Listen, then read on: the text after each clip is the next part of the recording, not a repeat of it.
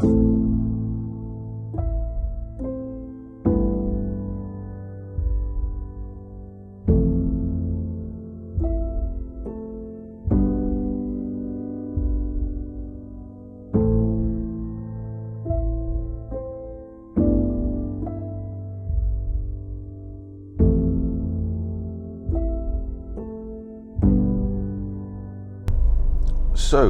good morning and welcome to another video.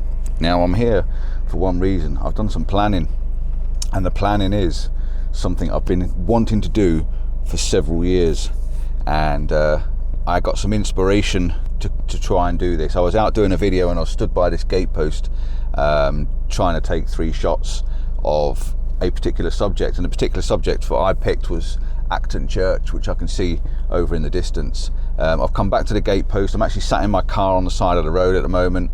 You can probably hear the car ticking over, and it's nice and warm in here because outside the temperature gauge on my car is saying -1, so it's going to be a bit chilly. So I'm going to put my gloves on in a moment, and I've got myself some coffee just to finish off. Now it's Friday and I'm not in the usual gear. I'm actually in my work clothes. I'm on my way to work, but I've left an hour early. I've done some planning. Like I said, the planning is I want to shoot the moon, and I've seen this moon above the church several times. It happens once or twice a year, I think it does, on the way to work at about this time, and I've seen it, and I've drove up this road and I've seen the moon sitting above the church, and oh my god, it's just something I've wanted to photograph for such a long time. It looks amazing. So I've actually done some planning and I've used PhotoPills, and I'm going to take the photographs. It's not going to be a lot of talking here this morning. I've got my camera out, I've got the 400mm on it, and yeah, I'm going to put the tripod up, set the tripod next to this fence, and I'm watching the moon at the moment, and it's creeping into position. So if the planning's worked out right, this is going to be amazing. If I can get the shot, it all boils down to whether I can actually get the shot and get the shot right. I'm on f11. I've gone ISO 250 at 250th of a second, which is the F rule. So yeah, f11, ISO 250, and 250th of a second. And the reason I've gone for 250 and 250th of a second is because that's the actual 2 settings I can get on the top of my camera that match up. So the f11 is whatever your ISO is, put it on your shutter speed, and you should be good for the moon. Now it is blue hour and the light is coming up, the sun's coming up behind me, and the sky is looking gorgeous behind, and everything is coming to plan. The weather's clear, the sky's clear, the moon's shining. When I got up this morning at 5:45, the moon was really bright coming through the window. I'm like, yeah, we're on for a good one here. So yeah, it's looking great. I'm watching it pan through the sky at the moment. It's come down behind the tree and it's heading towards the top of the church. So I might just get out and just stand out in the cold and just suck it all up and watch it move. It's just amazing. So if I can get this shot, I'm going to show you the shot. It's going to be a 1 photograph. That's all I need. And I'm going to be absolutely buzzing if I get it.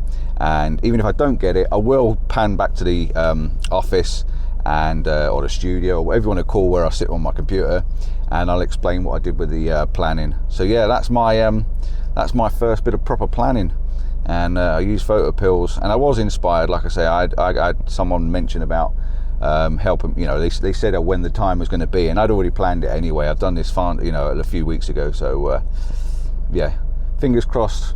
Come with me and let's have a look and see if I can get this done, and hopefully I can. So the camera's outside at the moment. I've just taken a couple of shots just to have a look and see what was going on. And the f11 rule I don't think was working quite right, because the light's changing and the sky is getting brighter and brighter. It just was looking too dark. So I'll change the camera settings. Whatever the camera settings are when I've finished, I'll make sure that I put them up for you so you can see. But the moon is definitely creeping towards that church. If I don't get it bang above the church, I'm going to have it next to the church, because it's creeping down, and it could possibly be just a few degrees off from where I'm stood, and I might need to be in the field, and I can't quite get in the field, but I will do my best to get it as close as I can, and I'm going to be happy anyway because I managed to get a shot with the moon down there, and it's looking big, it's looking full, it's looking pretty good. So like I say, the camera's on the time lapse at the moment, so hopefully you'll be able to see the moon moving while I'm talking, because it moves really fast through the sky. It really does. So yeah, I'm not going to do any more talking because it'd be way too long a video. So I'll see you back at the studio, and we'll talk for how I managed to get this image to work. I am talking again. I always do some talking. The moon is moving into position really nicely, and you'll probably be able to hear the clicking of the camera right beside you, where it's taking the time lapse. And I've got the time lapse set up at 1 every 5 seconds. It's on f11 ISO 500 at the moment, and it's getting bright. So I don't know how it's going to work, but I'm not a big time lapse person, as you know. I don't do many time lapses, and I'm not a very good person for learning stuff. I like to just pick up stuff as and when I do it, but the 400mm should be fantastic. Once that moon gets a bit closer, I'll be able to zoom right in and just get the church, just get the moon on its own, and that's all I'm after, that one particular shot. But it's going to come down to the side of the moon, to the side of the church. It's not going to quite sit on top of the church, which is a bit of a shame. I might have another try tomorrow morning if it's in a slightly different elevation. The height of the moon to the church, it might be in a slightly different position. I will have a look tomorrow, just to make sure, but today is given the day for it to happen, or as close as I possibly can get it anyway, that's for sure. So I might turn the time lapse off in a sec, because it's only going to be a few seconds, but that's all I want, just to show you the movement of the moon and where it's coming in, because I'd like to take some photographs of it, even though I've got the time lapse photographs being taken at the time. Oh, this is quite exciting actually. I've been looking forward to trying to do something like this for a long time. I've seen this moon 2 or 3 times in my life, perfectly in that position, and it looks fantastic. And it looks bigger. The closer it gets to the church, the bigger it looks. Excited.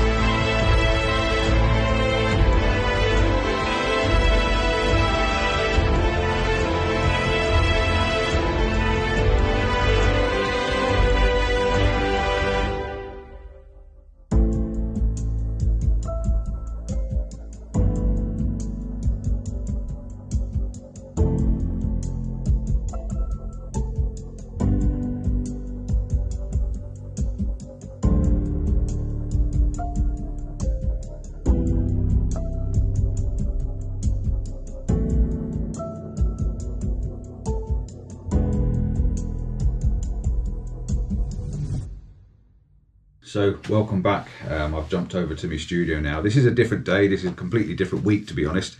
And yeah, I'm here inside my studio area where my computer is. And I've got PhotoPills open on my phone.